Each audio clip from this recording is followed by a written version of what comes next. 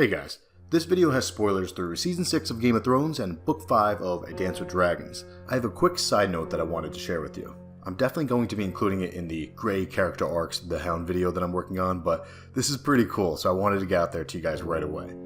On back of the side note episode 1 video, I was chatting with YouTuber Joseph Raymond, who came up with a really poetic theory.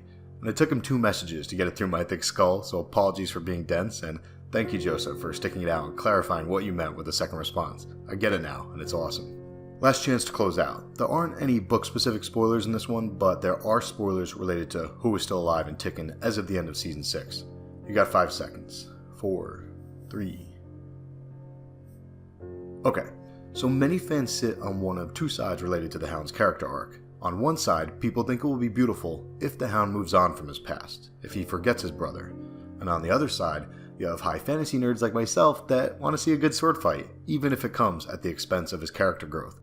As an Ari Salvatore and Driss Do'Urden fanboy, I'm not gonna lie, sword fights are a guilty pleasure. But Joseph is a total wizard, check this out. He figured out a way to connect both sides, to bring us all together. First off, let's take side 1 and expand on it. Instead of the Hound moving on by forgetting his brother, let's go even further. Let's pretend that the Hound can forgive his brother. Now let's take a look at his brother.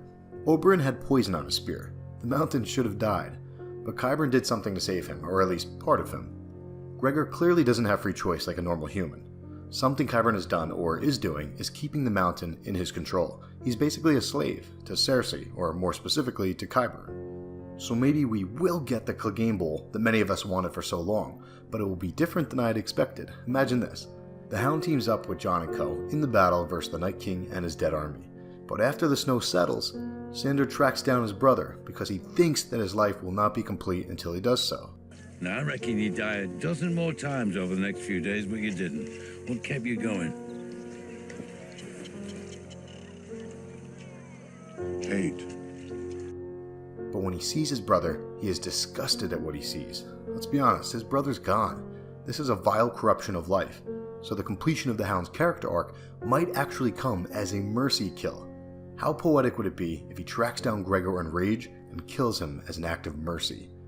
I have a brother, and I lucked out. My brother happens to be awesome, but even if he wasn't, I'd hope that I'd be strong enough to always forgive him for anything, and to fight for him, no matter what. Maybe that is the true end of the Hound's character arc. So there it is.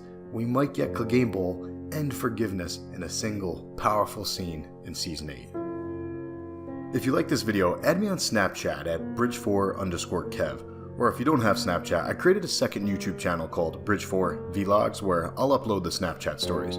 I did the first one yesterday on the blue-eyed giant theory, Macumber, so check that out if you're bored. Anyway, that's it for this one. Have a great day, guys.